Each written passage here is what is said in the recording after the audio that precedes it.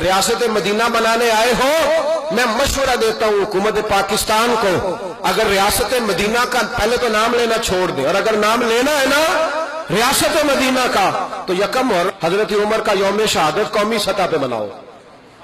اور پھر ان اپنے سارے وزیروں کو، گورنروں کو، مشیروں کو بٹھا کے حضرت عمر کا طریقہ سناؤ، انہیں طریقہ پڑھاؤ،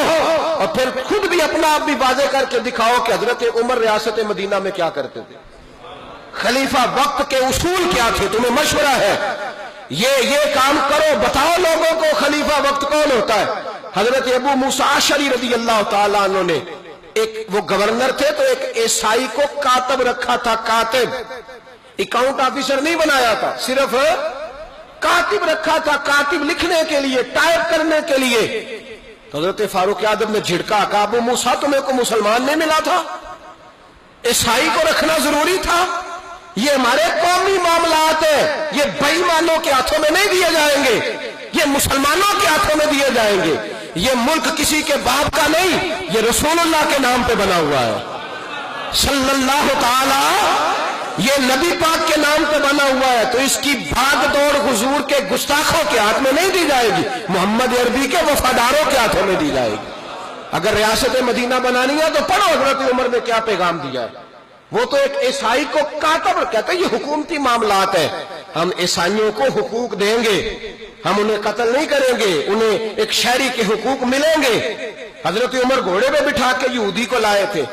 فرمایا تھا یہ مسلمانوں کو جزیہ دیتا تھا، اب بوڑھا ہو گیا ہے، اب اسلامی حکومت اس کی مدد کرے گی، عیسائی کے، یہودی کے، اقلیت کے حقوق ادا کیے جائیں گے، لیکن انہیں سرکاری عہدوں پر تعینات نہیں کیا جائے گا، اس لیے کہ بے ایمان ہو کے، کافر ہو کے وہ بے ایمانی نہ کرے، چور ہو کے چوری نہ کرے، ظالم ہو کے ظلم نہ کرے، یہ کیسے ہو سکتا ہے؟ اور ہمیں تو ہوش نہیں نہ ہوتی، یہ لوگ جہاں بھی بیٹھتے ہیں پہلے اپنے مذہب کی بات کرتے ہیں، پہلے اپنے، اور وہ جس بدماش کو لگانا چاہ رہے ہیں وہ صرف اچھا معیشت والا ہی نہیں، وہ بہت بڑا مبلغ ہے اپنے مذہب کا، اس کی تو ساری تصویریں اور ساری ویڈیو آ گئی ہیں، ابھی بھی شرم نہیں آئی، لیکن ہم کیا کر سکتے ہیں؟ ہم لوگ بات کرنے کی اہلیت رکھتے ہیں، وہ ہم کرتے رہتے ہیں، ہم کمزور لوگ ہیں، جو ہماری پہنچ ہوتی ہے ہم کر لیتے ہیں۔ اس پر بھی بہت سارے لوگوں کو شکوہ ہوتا ہے، کہتے ہیں حضرت جی آپ سیاسی بات نہ کیا کریں، تو پھر ہمیں کوئی گولی دے دو جس سے جو ہے وہ غیرت ایمانی کہیں دفن ہو جائے اور ہم لوگ خاموشی سے بیٹھے رہیں، پھر ہمیں کوئی ایسا انجیکشن دو جس سے ہماری روح کانپے نہ۔ ان لوگوں کو شرم نہیں آتی؟ کیا کیا جائے؟ کس قسم کے لوگ؟ ایک پہلے آیا تھا تو وہ کہتا تھا ہمارے بھائی ہیں،